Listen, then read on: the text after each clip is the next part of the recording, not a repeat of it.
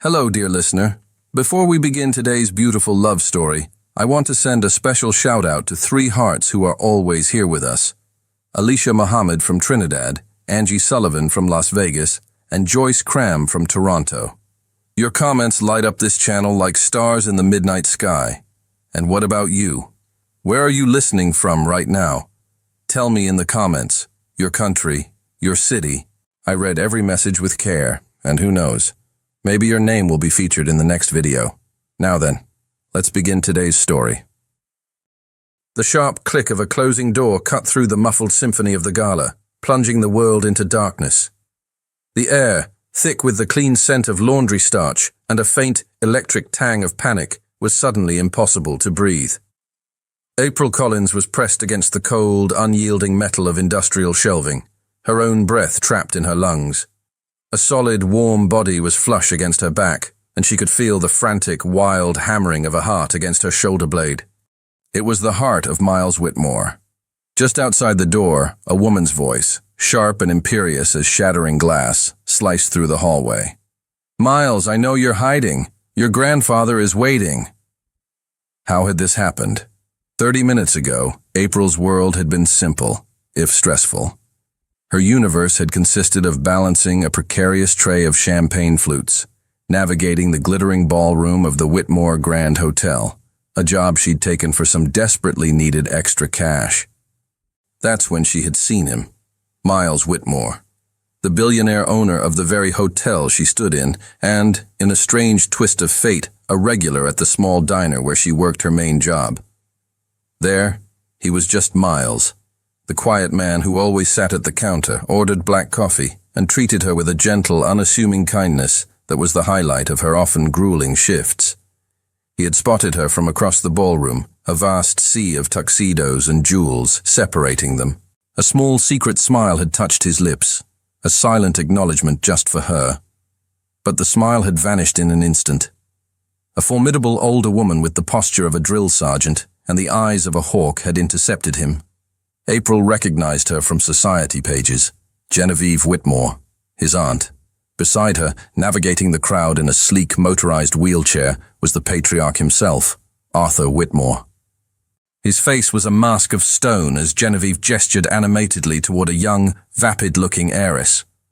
The tension radiating from the family trio was a palpable force. It was then that Miles's eyes, a deep, startling blue, had found hers again.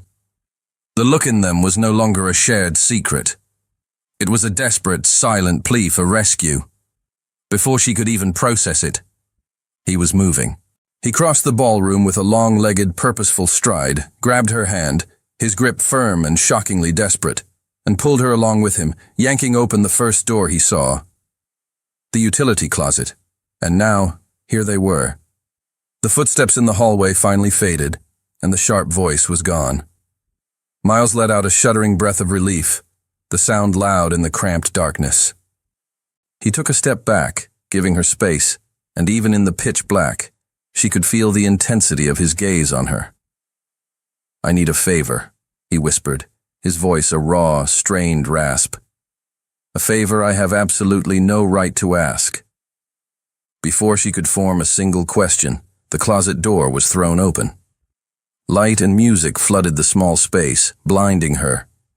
Miles didn't hesitate. There was no time for explanation. He grabbed her hand again, pulling her out of the closet and directly into the path of his approaching family. His aunt and grandfather stopped short, their faces a mixture of shock and disapproval. Then, he did the unthinkable. He cupped her face in his hands, his expression a mask of fierce determination, and he kissed her. It wasn't a quick, frantic peck.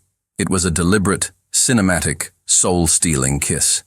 It was deep and possessive, designed to be seen, to make a statement. The world around April dissolved into a dizzying blur of light and sound. The murmuring of the crowd, the distant music, his aunt's gasp, it all faded to nothing. There was only the firm, warm pressure of his lips on hers, and the scent of expensive cologne and clean cotton that was uniquely him. When he finally, slowly, pulled away, she was breathless, her mind a complete blank. He didn't let her go. His arm snaked around her waist, anchoring her to his side in a gesture of undeniable ownership. He didn't look at her. His gaze was fixed over her head, a direct, defiant challenge aimed at his grandfather. In the stunned silence that had fallen over the ballroom, his voice rang out, clear and firm. "Grandfather, Aunt Genevieve, I'd like you to meet April." He paused, his grip tightening on her waist. "My girlfriend." Genevieve's face contorted into a mask of barely contained fury. Arthur Whitmore's expression was as unreadable as ancient stone. April's heart stopped. In the space of a single, stolen kiss, her simple life had just been detonated. She was now the fake girlfriend of a billionaire, a pawn in a high-stakes family war she didn't understand, and she had just been introduced to the most powerful man in the city. The world returned to April in jarring, fragmented pieces. The murmur of the crowd, the clinking of glasses, the cold fury in Genevieve's eyes. She was still pressed against Miles's side, his arm a band of steel around her waist. She felt like a prop, a beautifully presented piece of evidence in a trial she hadn't known she was attending. The rest of the evening passed in a surreal haze. Miles didn't let her go.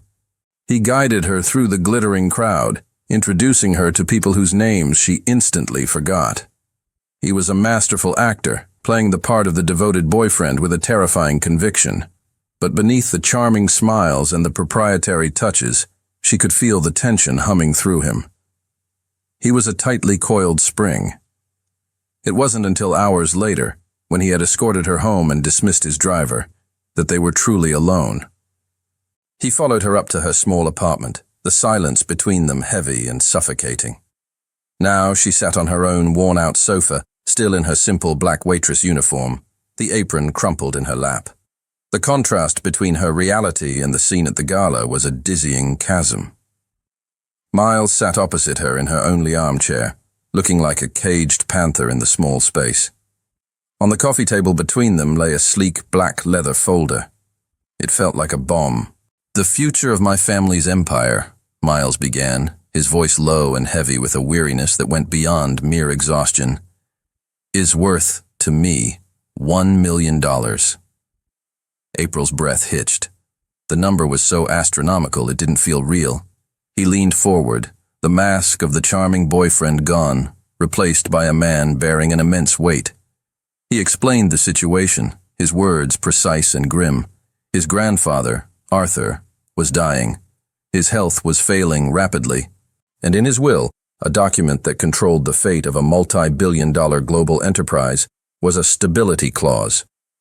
To inherit the chairmanship and protect the company from being dismantled, Miles had to prove he was a stable, settled man.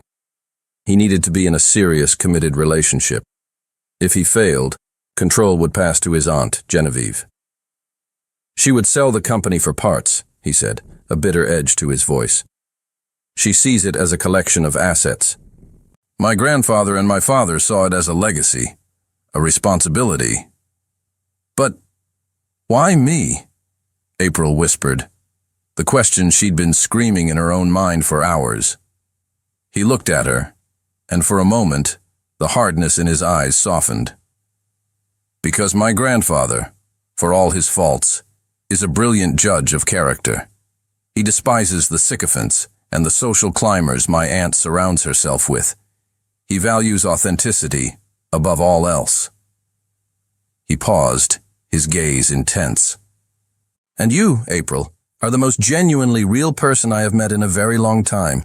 Your kindness at the diner, it's not a performance. He will see that. He will believe you." The proposal was laid bare. She would be his girlfriend, his proof of stability. In return, he would pay for her college education, settle her family's crushing medical debts, and give her the $1 million. It was a golden key, a solution to every problem that kept her awake at night. Her first instinct was to say no. The scale of the deception, the cold, transactional nature of it.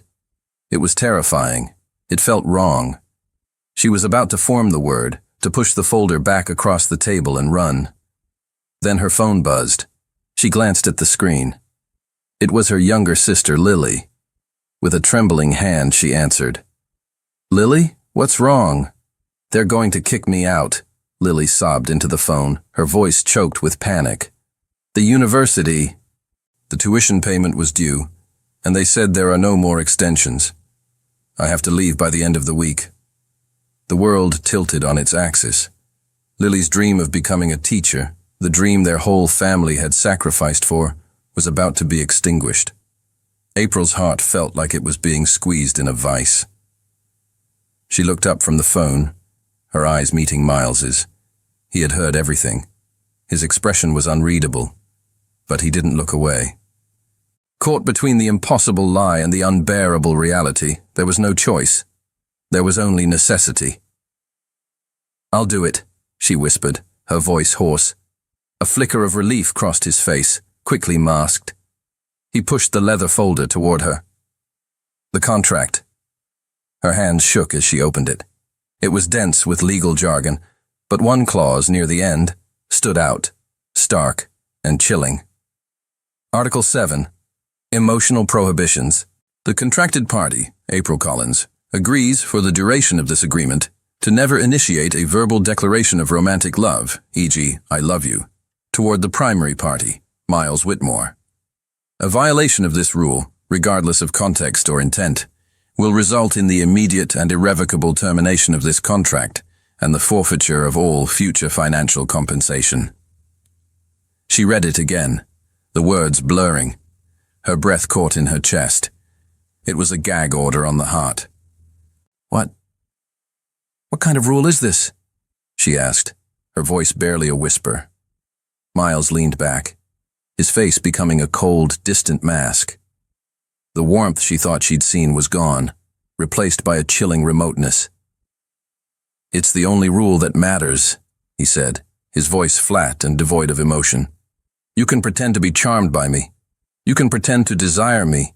You can pretend to like me, but you will not pretend to love me. That is a line we will not cross." He stared at her, his blue eyes like chips of ice. "Are we understood?" Trapped, with her sister's desperate sobs still echoing in her ear and a rule that felt like a shard of glass aimed at her soul, April picked up the pen. Her signature was a shaky, uncertain scrawl, the ink sealing a deal with a man who demanded a counterfeit heart, but was terrified of a real one. The reflection staring back at April was a stranger.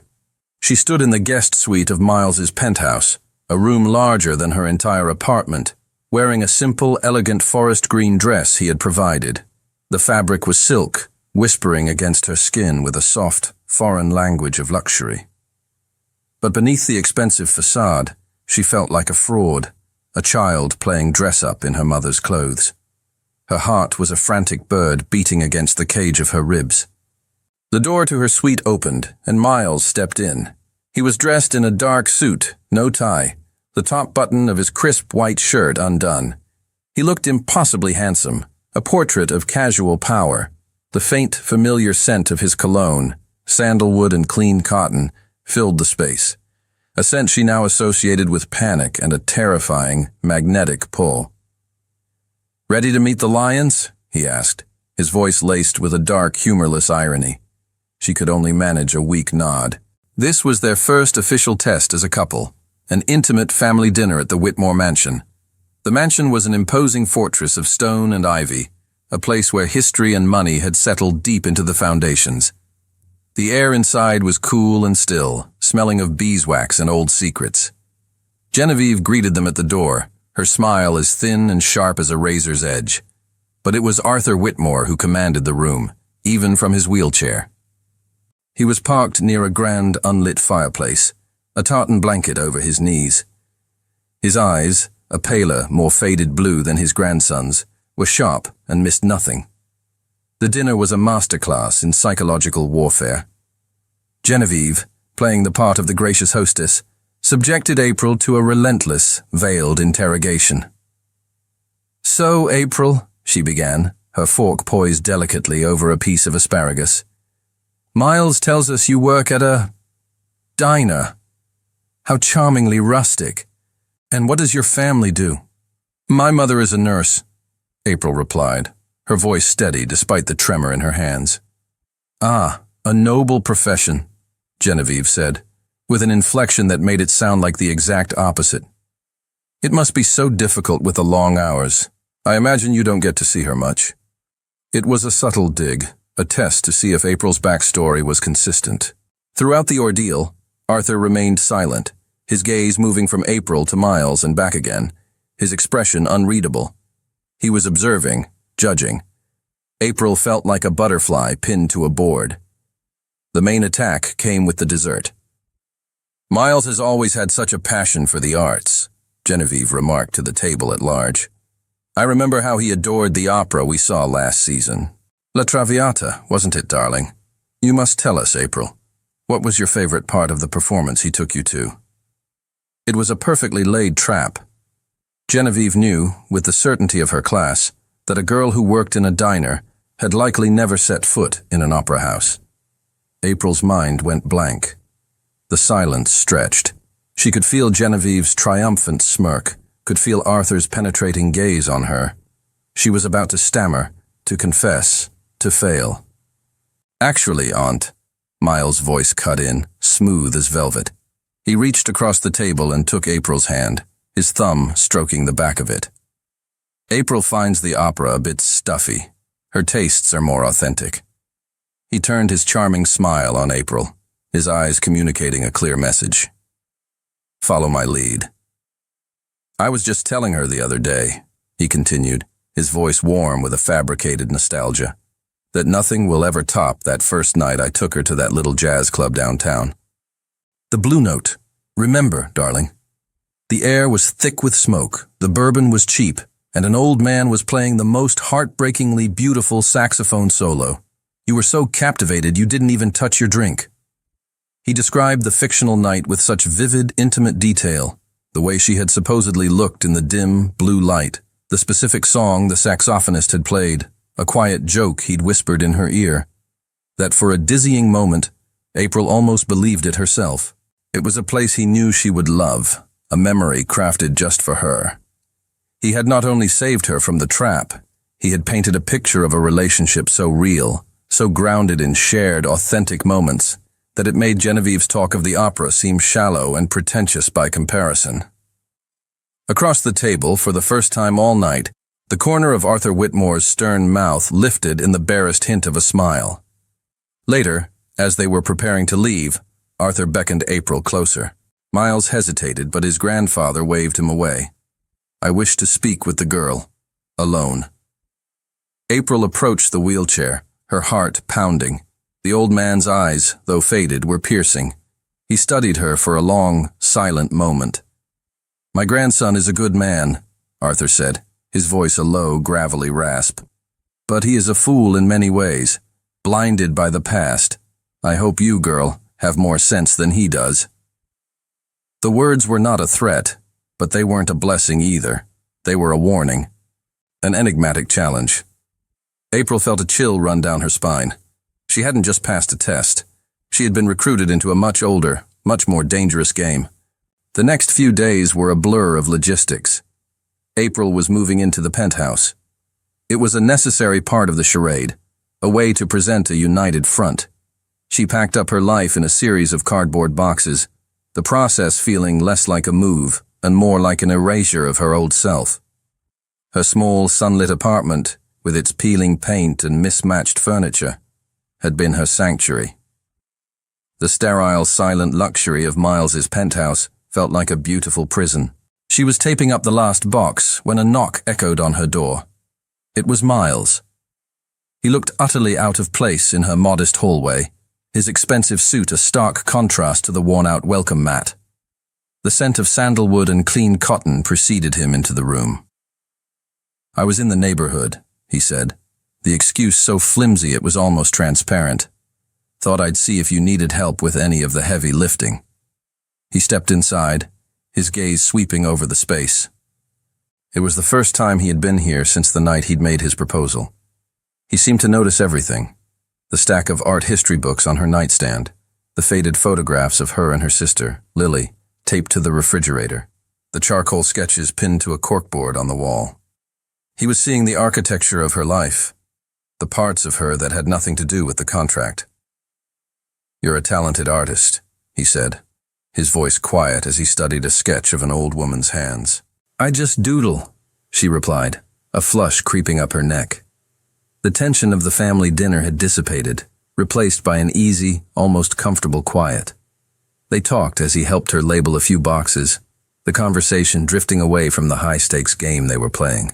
For a few precious minutes, they weren't a billionaire and his fake girlfriend. They were just a man and a woman, sharing a moment in a sun-drenched, half-empty room. The peaceful bubble was popped by the sound of a key in the lock. The door swung open, and April's younger sister, Lily, bounced in, her face bright with a smile. "Surprise! I finished my classes early and thought I'd help you." Lily stopped short, her eyes widening as she took in the sight of the impossibly handsome, well-dressed man standing in her sister's living room. "Oh, I'm sorry. I didn't realize you had company." "Lily, this is Miles," April said, her heart starting to pound. Lily's eyes lit up. "Miles? The Miles?" she whispered excitedly to April, before turning a dazzling smile on him. "It's so nice to finally meet my sister's mystery boyfriend. She talks about you." Well, she doesn't, which is how I knew it was serious. Before April could die of mortification, Lily was suddenly seized by a harsh, racking cough. It was a sound April knew all too well. The cough deepened, becoming a desperate, wheezing fight for air. "Asthma. Lily? Your inhaler?" April asked, her voice sharp with panic. Lily shook her head, her eyes wide with fear, pointing to her empty backpack. She had forgotten it. In the space of a heartbeat, Miles transformed. The quiet observer vanished, replaced by a man of decisive, immediate action. He didn't ask questions. He didn't hesitate. He crossed the room, scooped the gasping Lily into his arms as if she weighed nothing, and turned to April. "Which hospital is closest?" he commanded, his voice calm and authoritative. He carried her down the stairs and placed her gently in the back of his car. He drove with a focused, controlled speed, breaking a dozen traffic laws without a single wasted motion. At the emergency room, he swept through the bureaucracy, his name and his presence parting the waters of waiting lists and paperwork. He ensured Lily was seen immediately, that she had the best care, that a new, top-of-the-line inhaler was waiting for her before she was even discharged. Hours later, they sat in the sterile quiet of the waiting room while Lily rested. April was wrapped in a state of shock. "Thank you," she whispered, her voice thick with unshed tears. "You didn't have to do any of that." Miles turned to look at her, his face serious, the cool mask of control gone. In its place was an unguarded intensity that made her breath catch. "Yes, I did," he said, his voice low and rough. He looked down at his own hands, a flicker of confusion crossing his face, as if he were surprised by his own actions. His fierce, protective instinct had completely overridden the cold logic of their contract. He had acted not as a man fulfilling a business arrangement, but as something else entirely, something real. And the realization seemed to shake him to his very core. The annual Whitmore Hospital Charity Ball was the glittering apex of the city's social calendar. For April, it was the highest, most terrifying stage she had yet been forced to occupy. Dressed in a midnight blue gown that shimmered with every movement, another selection from Miles's seemingly endless resources, she felt less like a guest and more like a carefully curated exhibit. Her hair was swept up. Delicate diamond earrings, on loan, she kept reminding herself, brushed against her neck, and her heart hammered a frantic rhythm against her ribs. "You look breathtaking," Miles murmured, as he met her at the top of the grand staircase. He offered his arm, his touch sending a familiar jolt through her. His eyes, however, held a new depth, a warmth that lingered from the night at the hospital. The line between them had been redrawn. Their entrance caused a ripple of whispers. This was it, the public debut. Flashbulbs popped, heads turned. April felt the weight of 1,000 eyes on her and instinctively moved closer to Miles. His arm tightened around her, a silent, solid promise of protection. He guided her onto the dance floor for the opening waltz. The orchestra swelled, and he pulled her into his arms. The formal posture of the dance was a sanctioned excuse for a proximity they both secretly craved. His hand rested firmly on the small of her back, his other hand enveloping hers. They moved together as one, a perfect, synchronized unit. "Just follow my lead," he whispered, his lips brushing against her ear. "You're a natural." For the duration of the song, the world fell away. There was no contract, no prying eyes, no devastating rule. There was only the music, the warmth of his hand, and the hypnotic intensity of his gaze. He looked at her not as a business partner, but as a man looks at a woman he desires. The performance was so flawless it ceased to feel like one. From a table near the edge of the dance floor, Genevieve watched them, her eyes narrowed into slits, a hawk observing its prey. She saw the way April relaxed in his arms, the way Miles's thumb caressed the back of her hand. She saw the chemistry, and it fueled her cold fury. After the dance, as the applause faded, Miles kept her hand in his. "Let's get some air," he said, his voice low. He guided her through a set of glass doors and onto a secluded stone terrace, away from the noise and the suffocating scrutiny. The cool night air was a welcome relief. The terrace was dark, lit only by the distant glow of the city and the faint moonlight. Below them, a manicured garden slept in shadow. "Just for a moment," he whispered, turning to face her. "Let's forget we're being watched." He didn't release her hand. Instead, he used it to gently pull her closer. The space between them, once a chasm of formality and rules, was now a fragile, humming thread of tension. He raised his other hand, his fingers hesitating for a fraction of a second before gently tucking a stray curl behind her ear. His touch was feather light, but it sent a fire racing across her skin. "April," he breathed, his voice thick with an emotion he could no longer conceal. And then, under the pale moonlight, he kissed her. It was nothing like the desperate public statement of their first kiss. This was slow, tender. It was a question and an answer all in one. His lips were soft, moving against hers with a gentle, searching pressure. It was a kiss full of unspoken things, of gratitude for her strength, of admiration for her spirit, of a deep, undeniable longing that had been building since the first day he saw her. She responded instinctively, her hands coming up to rest on his chest, feeling the steady, strong beat of his heart beneath the fine fabric of his tuxedo. This was real. This was terrifyingly, beautifully real. The kiss ended, but he didn't move away. He rested his forehead against hers, their breaths mingling in the cool night air. She was drowning in the scent of him, in the feeling of him. Her heart felt too big for her chest, overflowing with an emotion so powerful, so overwhelming, it demanded to be spoken. "Miles," she began, the two words she was forbidden to say burning on the tip of her tongue. "I love you." He flinched as if she had struck him.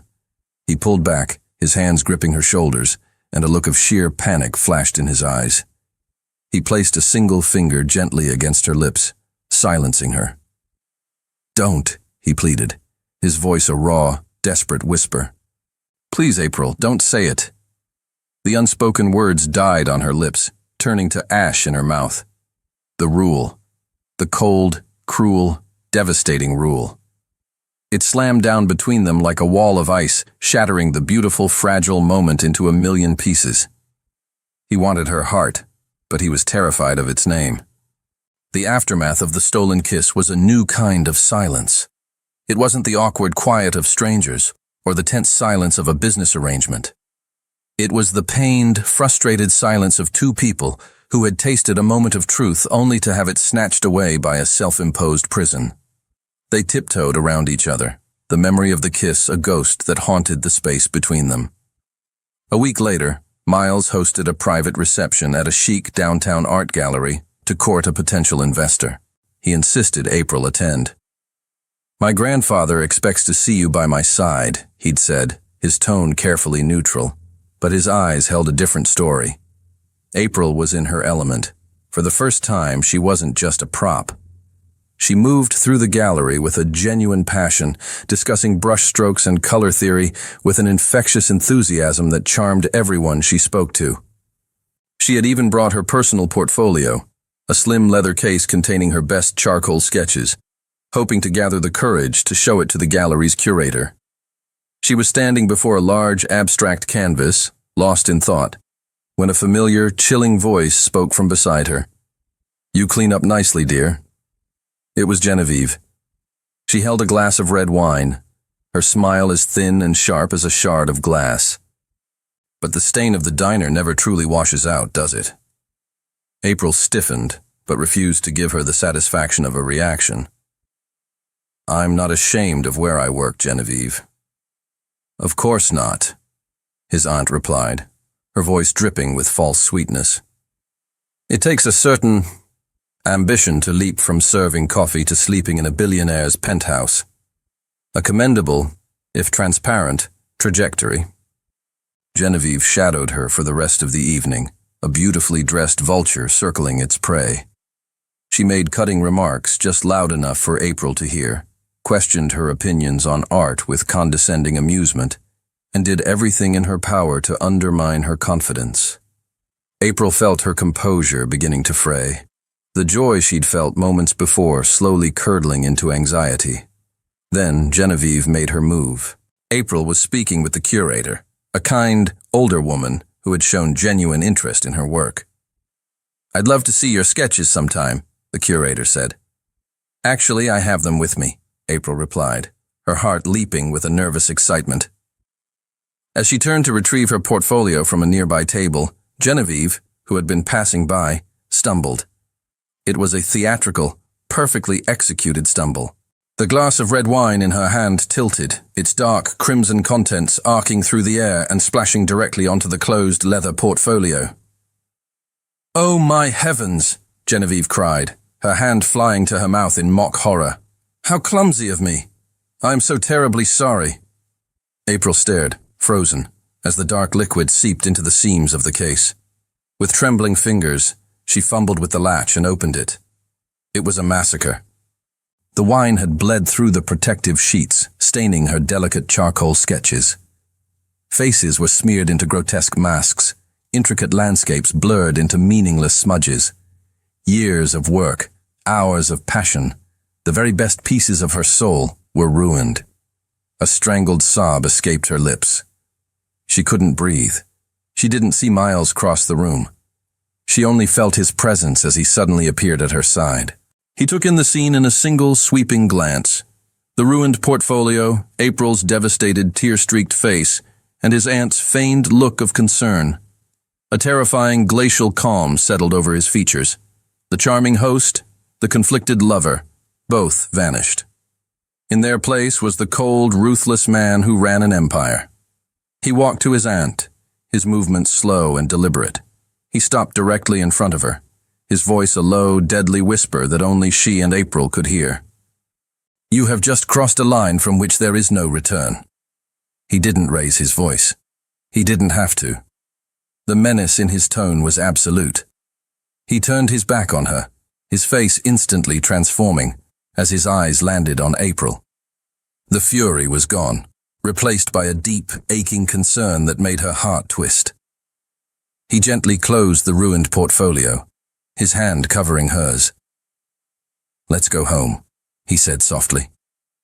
The ride back to the penthouse was silent, but it was a different kind of silence. It was the heavy, charged quiet of shared fury and unspoken comfort. Miles's hand rested on the seat between them, not touching her, but close enough that she could feel the warmth radiating from it. His jaw was a tight, hard line, his knuckles white where he gripped his own knee. Back in the vast, sterile living room, the dam of April's composure finally broke. She sank onto the plush white sofa, opened the portfolio again, and stared at the ruined pages.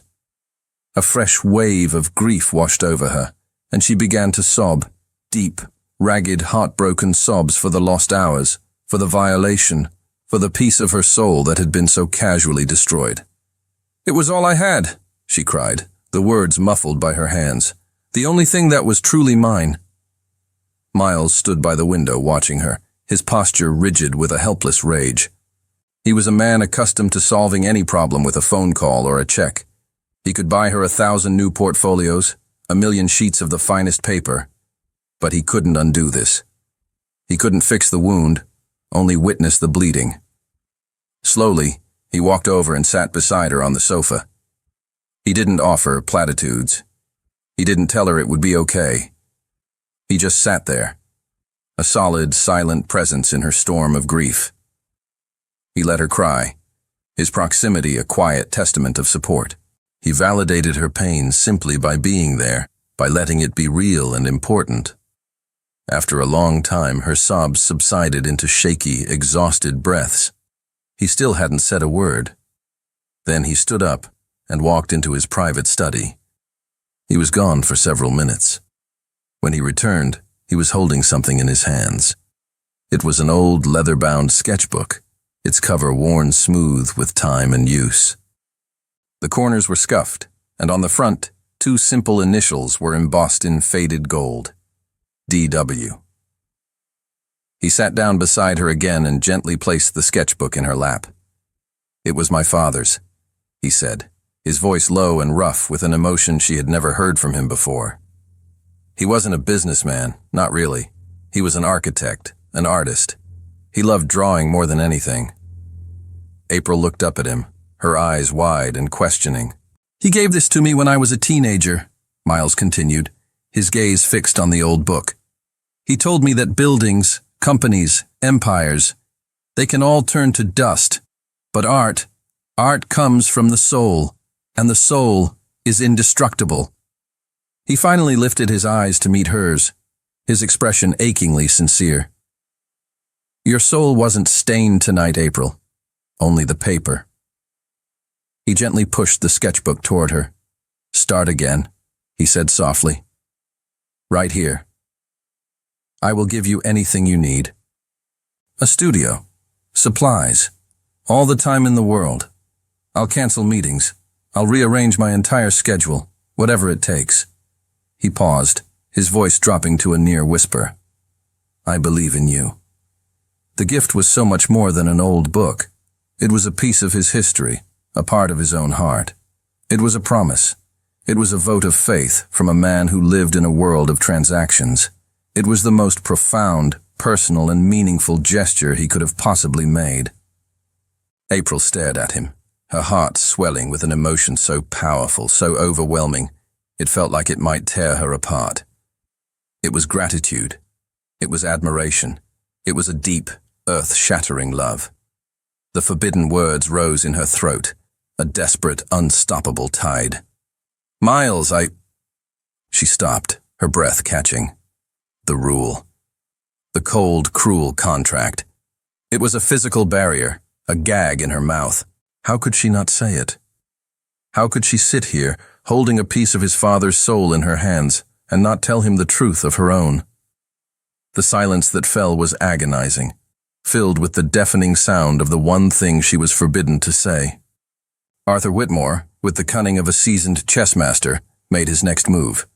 Citing a brief, unexpected improvement in his health, he suggested a family weekend on the Whitmore yacht, the Legacy. It was a summons, not an invitation. The intention was clear: to trap them all in the claustrophobic luxury of the open sea, to observe his warring airs under pressure. The yacht was a floating palace, a marvel of mahogany and brass that cut through the waves with silent, arrogant power. But for April, it felt like a gilded cage. The proximity to Genevieve was a constant, low-grade stress. His aunt treated her with a frigid, contemptuous politeness that was somehow more insulting than open hostility. She was a constant, smiling threat.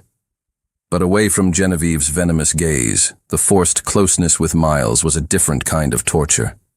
A sweet, agonizing one. They found stolen moments of peace on the sun-drenched decks, their conversations a quiet rebellion against the tension that permeated the rest of the vessel. One night, long after Arthur and Genevieve had retired, they stood together at the yacht's stern, the dark water churning below them. A canopy of brilliant, unfamiliar stars glittered in the moonless sky, a sight April had never seen from the light-polluted city. "I've never seen so many," she whispered, her voice full of awe. "My father used to bring me out here," Miles said, his voice a low murmur beside her. He was leaning on the railing, his silhouette dark against the star-dusted horizon. He'd point out the constellations.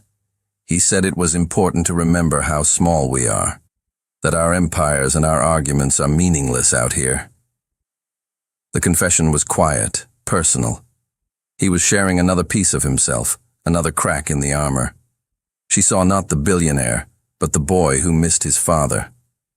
"He sounds like he was a wonderful man," she said softly. "He was," Miles replied, a note of raw grief in his voice that he rarely let show. He turned to look at her, his face half-shadowed, half-lit by the dim deck lights. "He would have liked you. You have the same clarity. You see things for what they are." The compliment, so simple and sincere, made her heart ache. In the quiet intimacy of the night, surrounded by the vast, dark ocean, the artifice of their arrangement felt absurd. They were just two people, sharing their vulnerabilities under the stars. He took a half-step closer, the space between them shrinking. The scent of the salt air mingled with his cologne. He looked out at the dark water, then back at her, his expression unreadable, but intense. "You know, April," he began, his voice hesitant, searching. "When I'm with you, I feel like I can—" He stopped, the words catching in his throat. He looked away, a flicker of frustration, or was it fear, crossing his face. The sentence, so full of promise, died, unfinished. He had been about to say something real, something from the heart. "I feel like I can breathe. I feel like myself. I feel like I can be happy." She didn't know what the words would have been, but she knew they would have been true. And he had swallowed them. The habit of a lifetime, of control, of emotional suppression, of fear, had silenced him. The moment was gone. The connection fractured. April felt a sharp, new kind of pain. It wasn't just about the rule he had imposed on her anymore. It was about the rules he lived by himself, the walls he couldn't seem to tear down, even when he wanted to. She realized, with a sinking heart, that as long as he was a prisoner of his own past, she would always be one too. Without a word, she turned and walked back toward the cabin, leaving him alone with the stars and his unspoken truth. The weekend at sea did little to calm the stormy family dynamics. If anything, it sharpened the edges of their conflict. 2 days after they returned, Arthur Whitmore's health took a sudden, drastic turn for the worse. The brief rally had been just that, brief. His doctors were clear. His time was no longer measured in weeks, but in days. He summoned them all to his study in the mansion. It was a somber, wood-paneled room that smelled of old books and mortality. The family lawyers were present, their faces grim and neutral. April stood slightly behind Miles, her hand resting lightly on the back of his chair, a silent, steadfast presence. This was it, the final judgment. Genevieve, dressed in a severe black suit, spoke first. She was prepared. She presented a thick, meticulously compiled dossier detailing every one of Miles's perceived failures. His playboy past, his reckless business decisions, his unstable personal life. She argued with cold, corporate precision that she was the only logical, stable choice to lead the company into the future. The Whitmore legacy requires a steady hand, not the whims of a man who is clearly still finding his way, she concluded, casting a pointed, venomous look at April. When it was his turn, Miles spoke not of his past, but of his vision. He spoke with a quiet, burning passion about honoring his father's and grandfather's legacy, not by stagnating, but by innovating. He spoke of responsibility to their employees, of sustainable growth. He was no longer the conflicted man from the yacht. He was a leader, confident and clear-eyed. April felt a swell of pride so fierce it almost brought tears to her eyes. When he finished, Arthur sat in silence for a long moment, his breathing shallow. His gaze moved from his son to his grandson, and then, to everyone's surprise, it settled on April. He ignored the lawyers, the dossier, the passionate speeches. He pinned her with his pale, piercing eyes. "Girl," he rasped, his voice weak but still commanding. "One question." The room fell into a dead silence. Every eye was on her. Miles tensed, a protective instinct making him want to shield her, but he knew he couldn't. This was Arthur's game. "Do you love my grandson?" The question dropped into the silent room like a grenade. It was a masterfully cruel, brilliant trap. A simple yes or no was all he wanted, but either answer was a detonation. If she said yes, she would be telling the truth of her own heart, but she would be violating the primary clause of her contract with Miles. In his mind, it would prove she was just an actress playing a part for money, confirming his deepest fears about love being a transaction. He would never trust her again. If she said no, she would be destroying the entire foundation of their charade. She would be handing Genevieve the victory on a silver platter, proving Miles's relationship was a sham and that he was, as his aunt claimed, unstable and deceitful. Her mind raced. Miles's future, the legacy of his family, her own integrity, it all balanced on the razor's edge of her answer. She could feel Miles's panic, a palpable wave from the man sitting beside her. She could feel Genevieve's triumphant, predatory stillness. April held the old man's gaze, her heart hammering against her ribs. The fate of an empire rested on her next words. The silence in the study was absolute, so heavy it felt hard to breathe. April could feel the weight of every gaze in the room, but she kept her eyes locked on Arthur Whitmore. She saw the cunning in his tired eyes, the final, ruthless test of a king choosing his heir. He wasn't just asking about her feelings. He was testing her character, her intelligence, her loyalty. She took a slow, steadying breath, the sound unnaturally loud in the quiet room. "Mr. Whitmore," she began, her voice clear and firm, betraying none of the frantic turmoil in her heart. "What I feel for your grandson is not a single word. It's not a yes or a no that can be spoken to satisfy a clause in a will or win a boardroom battle." She felt Miles shift beside her, a small, sharp intake of breath. Genevieve leaned forward slightly, her eyes narrowed, sensing a trick. April continued, her gaze unwavering. Feelings are complicated, but actions are simple. They are true. She paused, letting her words sink in.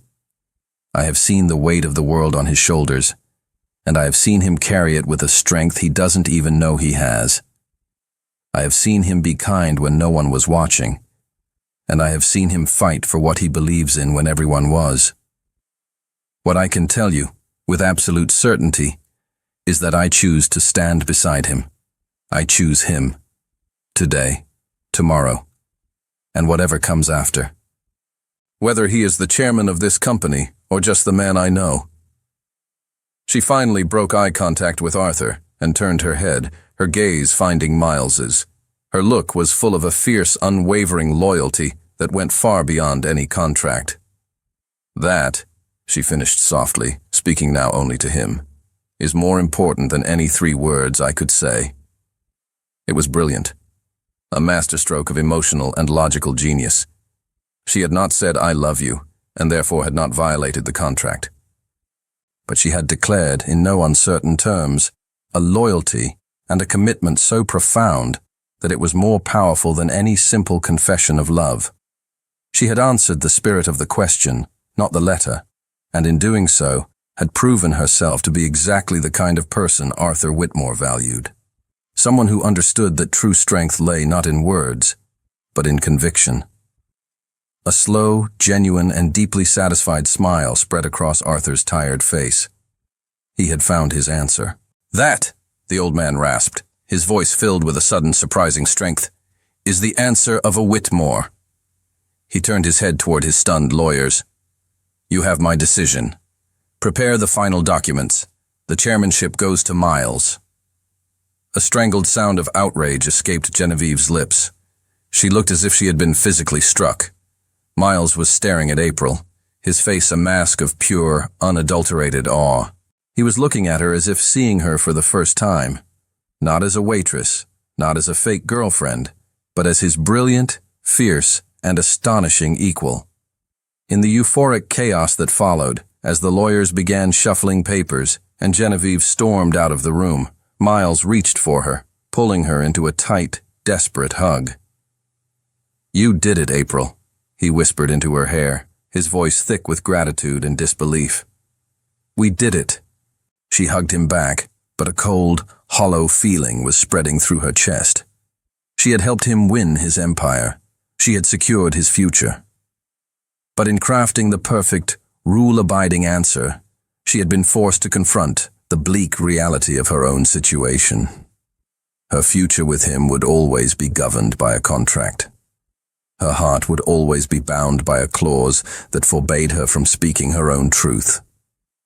The victory felt strangely, devastatingly, like a loss. The victory celebration was a muted, somber affair. Miles was officially the heir, but the triumph was overshadowed by the impending loss of his grandfather. He was consumed by meetings, by the immense task of transition, and by a quiet, personal grief. April, meanwhile, felt like a ghost haunting the edges of his new reality. She had played her part to perfection, and now the curtain had fallen. She wandered through the silent, magnificent penthouse, a space that had never once felt like home. She found herself in the spare room that Miles had, without her asking, converted into a small art studio for her. It was filled with the best supplies money could buy, professional-grade canvases, a dizzying array of paints, and charcoal sticks of every texture. It was a beautiful, thoughtful cage. She sat on the stool, staring at a blank canvas. She had everything she needed to create, but her heart was empty. The promise he had made, "I believe in you," echoed in her mind, a painful reminder of a connection that now felt impossibly distant. She had helped him secure his world, but she had lost herself in the process. She couldn't live like this anymore. She couldn't be the woman who stood by his side but was forbidden from speaking the truth of her own heart. With a quiet, resolute sadness, she made her decision. She took a piece of thick, cream-colored stationery from his desk, the same kind he had used for his promise to her. Her hand was steady as she wrote. She did not break the rule, not even at the end. She did not write of love. She wrote of truth.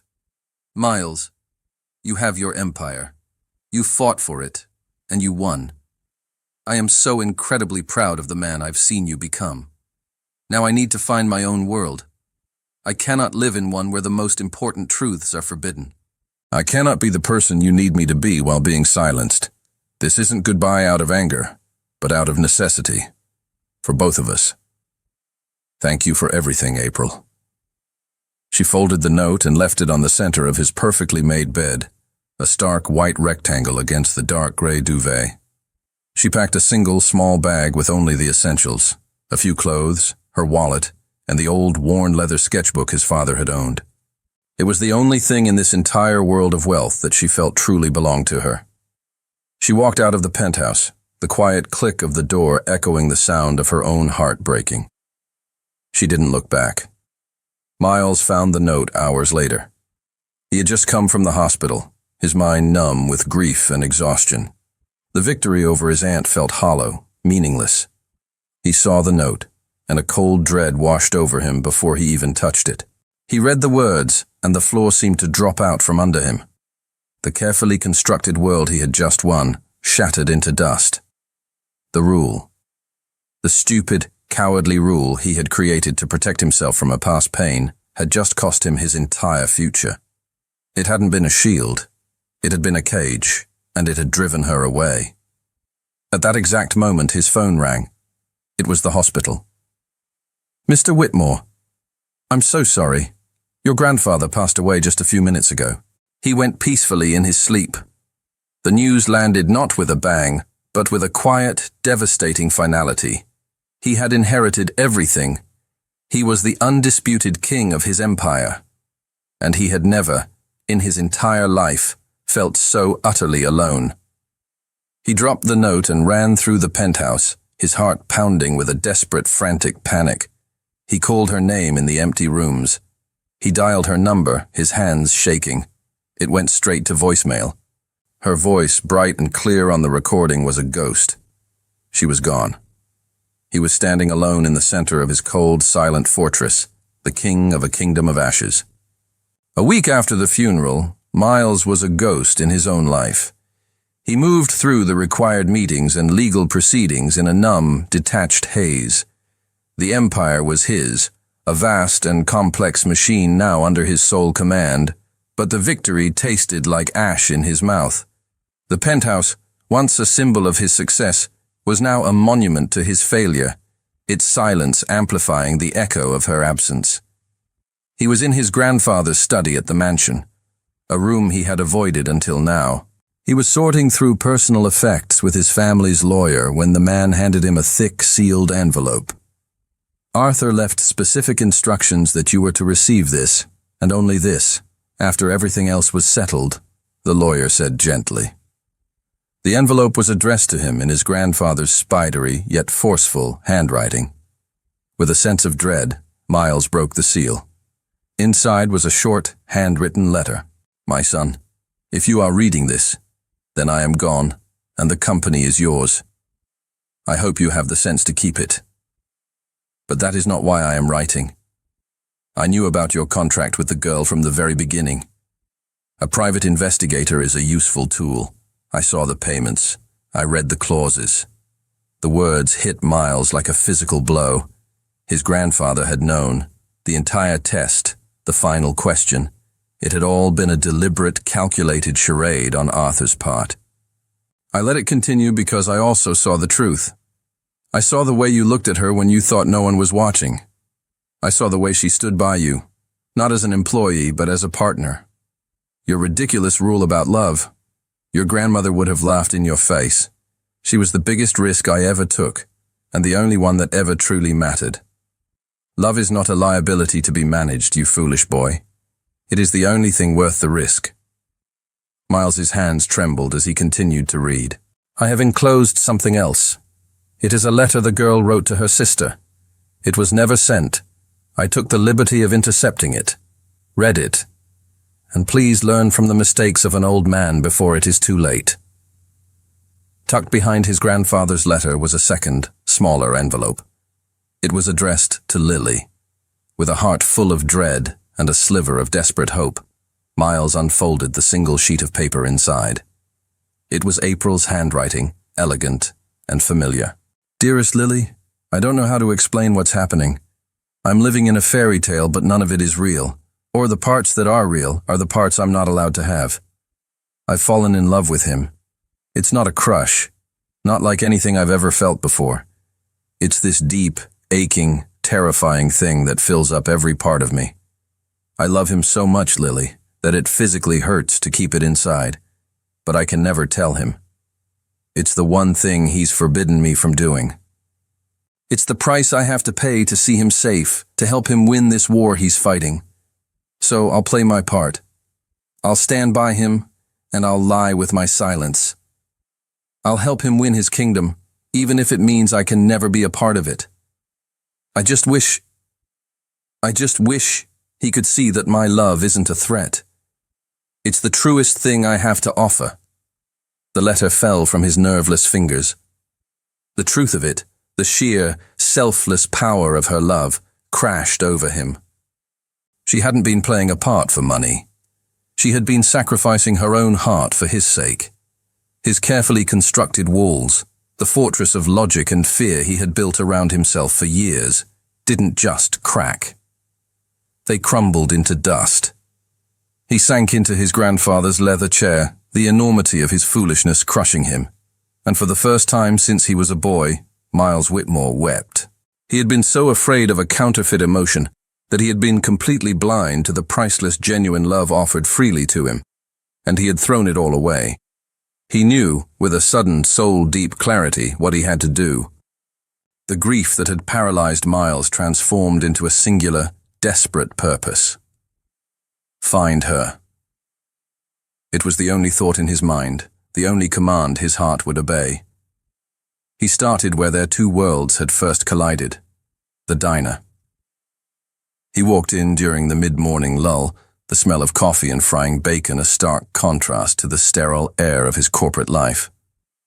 He sat at the counter, in the same worn vinyl stool where he had watched her for weeks, falling for her long before he even knew her name.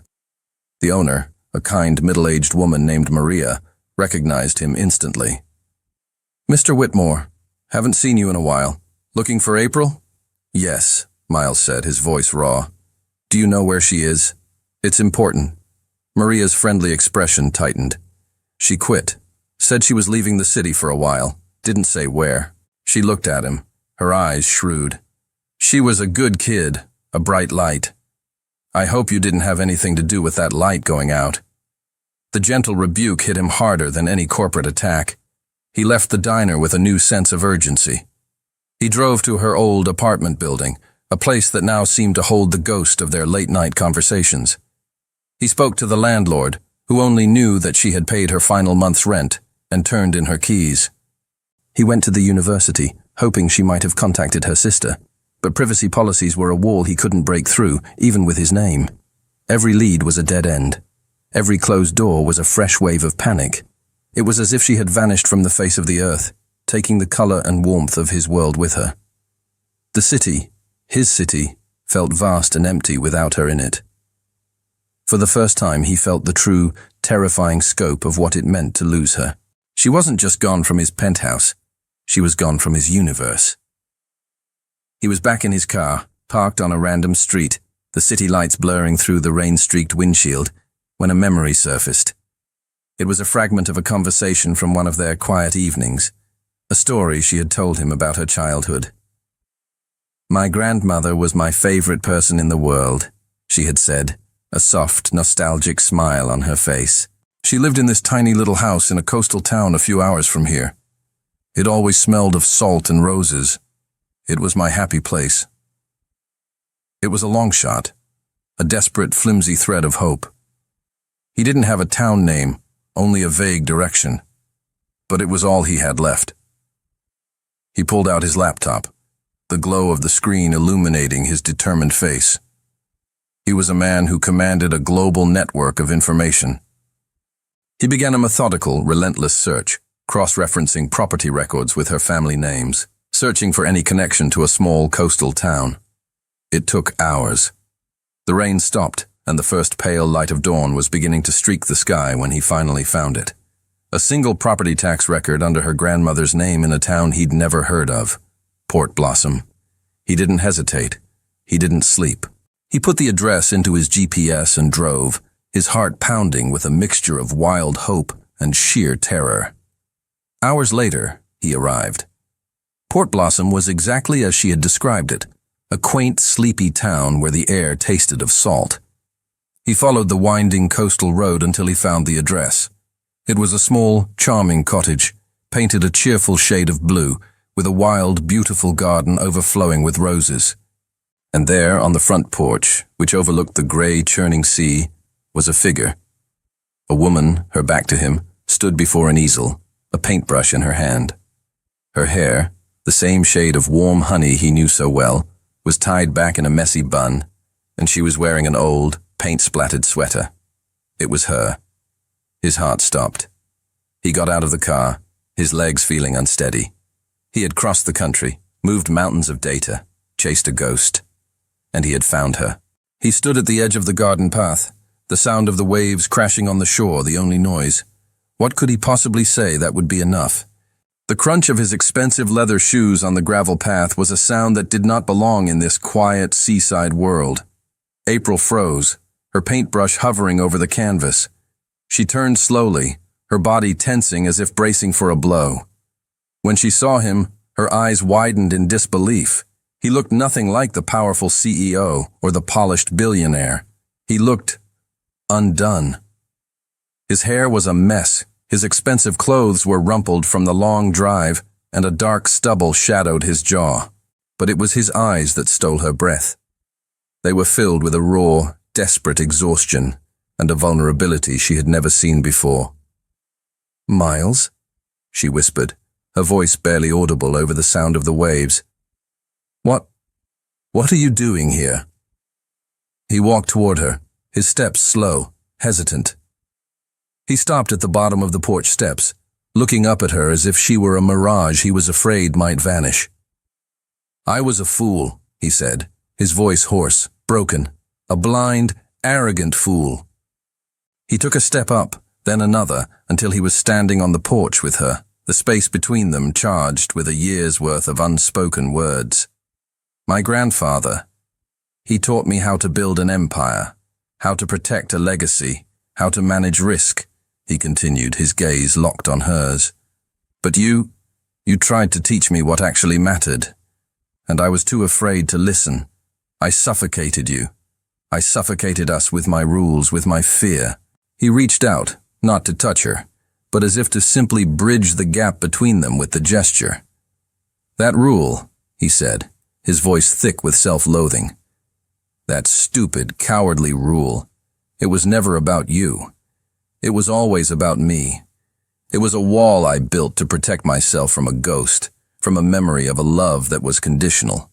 And in the process, I walled out the only real, unconditional thing that has ever happened to me."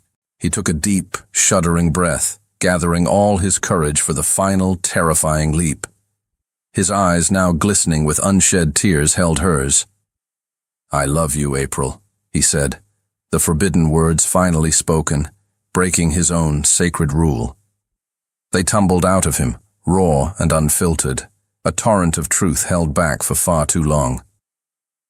"I love you, and it terrifies me. But the thought of living one more day in a world without you in it, that is infinitely worse." The confession hung in the salt-laced air between them, stunning and absolute. He had said it. He had broken his own law. He had offered her his heart, stripped of all its armor, with no clauses, no conditions, no escape hatches. April stared at him, silent and still, as tears began to stream down her own face. He had crossed the country, torn down his own walls, and shattered his own rules, all for her. The choice, now and forever, was hers. For a moment that stretched into an eternity, April just stood there, the tears on her cheeks mingling with the salty sea spray.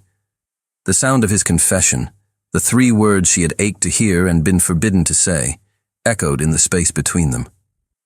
Then a sound bubbled up from her chest. It was a laugh. A wet, choked, beautiful laugh of pure, unadulterated relief. She dropped her paintbrush, not caring as it clattered onto the wooden porch boards, and launched herself into his arms. "I love you too, you idiot," she sobbed against his chest, her arms wrapping around his neck as if she would never let go. "I love you so much it hurt to keep it inside." He crushed her to him, his face buried in her hair, a ragged, shuddering sigh of relief escaping him. It was not a kiss of passion, but an embrace of homecoming. It was 2 fractured souls, finally fitting back together.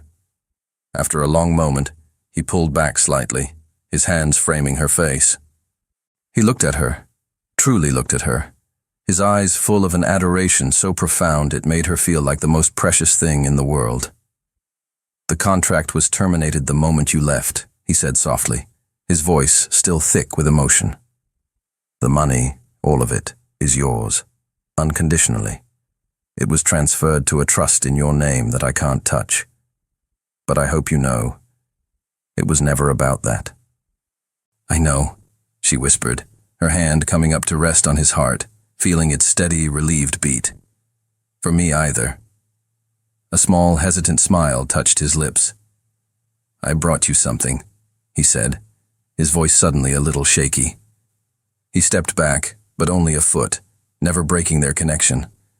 The vast, endless ocean served as the backdrop to their small, intimate stage. He reached into the pocket of his rumpled jacket and pulled out a small velvet box. It was old, the edges worn smooth with time. "My grandfather left this for me," he explained, his gaze never leaving hers. "He said it belonged to my grandmother. He told me he was keeping it for the day I finally found the woman who would make me understand that love isn't a clause to be managed, but the entire reason for everything." He opened the box. Inside, nestled on faded silk, was an antique engagement ring. It was a simple, timeless design, a single sparkling diamond flanked by 2 small sapphires the color of the sea. It wasn't a billionaire's trophy.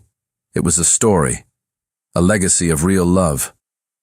Then, on the weathered wooden planks of the porch, with the sound of the waves as his witness, Miles Whitmore got down on one knee.